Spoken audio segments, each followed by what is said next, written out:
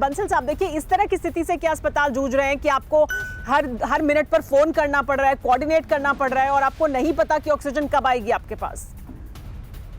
जी, ये बहुत ही गंभीर स्थिति है और मैं चाहता हूं कि इस स्थिति से हम जल्द से जल्द निकलें, बिकॉज ये क्योंकि इतनी क्रिटिकल है ऑक्सीजन इस समय कि अगर ऑक्सीजन की सप्लाई लेट हो जाती, जैसे गंगाराम में सिचुएशन एक एक मिनट भारी पड़ रहा था, आधा घंटा फिर 15 मिनट और ऑक्सीजन ना पहुंचती, तो आप सोच सकते हो कि जो पेशेंट्स वेंटिलेटर पे हैं, जो HFNC हाई फ्लो और नेजल कैनुला पे हैं, जिनको ऑक्सीजन की हाई रिक्वायरमेंट है, वो पेशेंट सारे जो हैं उनकी जान जा सकती थी।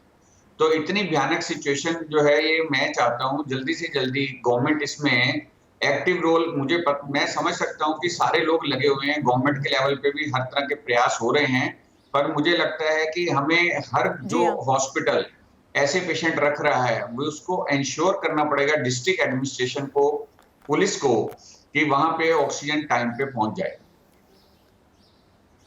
एसएस बंसल साहब, लेकिन ये तो जब अस्पताल में भर्ती पेशेंट्स के लिए ये सिचुएशन है कि अस्पताल की सांसें फूल रही हैं अरेंज करने में कि उनको ये इंश्योर करें कि ऑक्सीजन पहुंच जाए, तो वो तमाम पेशेंट्स जो घर पर हैं, जो शायद ऑक्सीजन सिलेंडर खुद से इंतज़ाम कर रहे हैं क्योंकि उन्हें हॉस्पिटल बेड नहीं मिला है, उन तक तो फिर ऑक्सीजन और भी मुश्किल से पहुंच रही है, उन तक तो बिल्कुल भी नहीं पहुंच पा रही है। तो उनके लिए तो और भी, मतलब जितने अस्पताल में रिकॉर्डेड केसेस हैं उसके अलावा ये तमाम केसेस भी हैं जिनको ज़रूरत है और उन तक नहीं पहुँच रही होगी।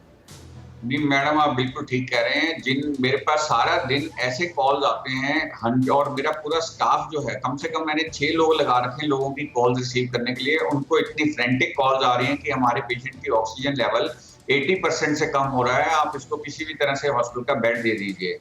और और वो कई लोग तो ये कहते हैं कि हमने ऑक्सीजन लगा रखी है घर पे, फिर भी उनका ऑक्सीजन लेवल 80% से कम है।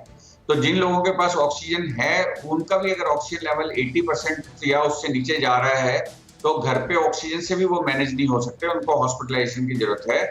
लेकिन हॉस्पिटल्स हेल्पलेस हैं, उनको ले नहीं पा रहे। दूसरा, काफी ऐसे लोग हैं जिनकी ऑक्सीजन फॉल हो रही है, लेकिन उनके पास ऑक्सीजन के सिलेंडर्स नहीं है, ऑक्सीजन कंसंट्रेटर नहीं है। तो बड़ी डेंजरस सिचुएशन बनी हुई है समाज में, जिसके लिए कोई भी प्रिपेयर्ड नहीं था पहले से।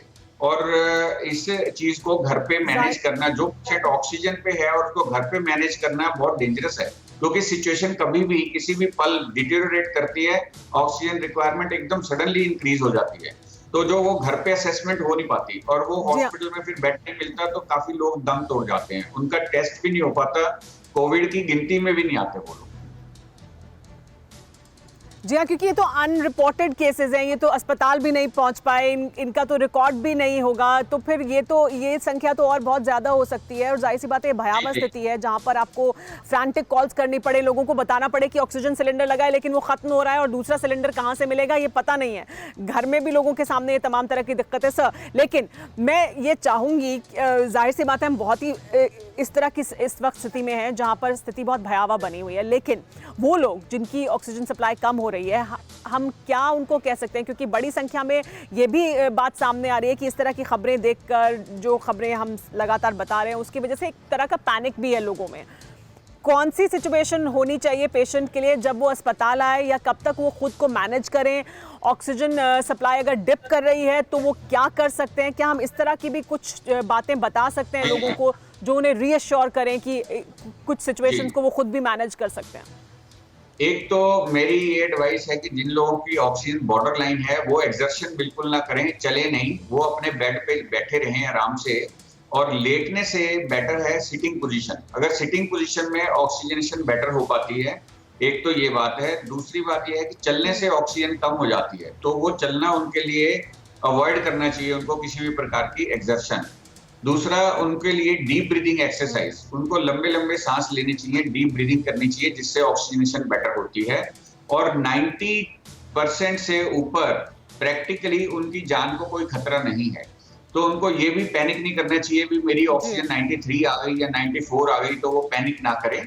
उनके पास सफिशिएंट टाइम होता है to arrange the hospital bed. और 94 से अगर आपकी ऑक्सीजन है तो आपको बिल्कुल भी चिंता करने की जरूरत नहीं है।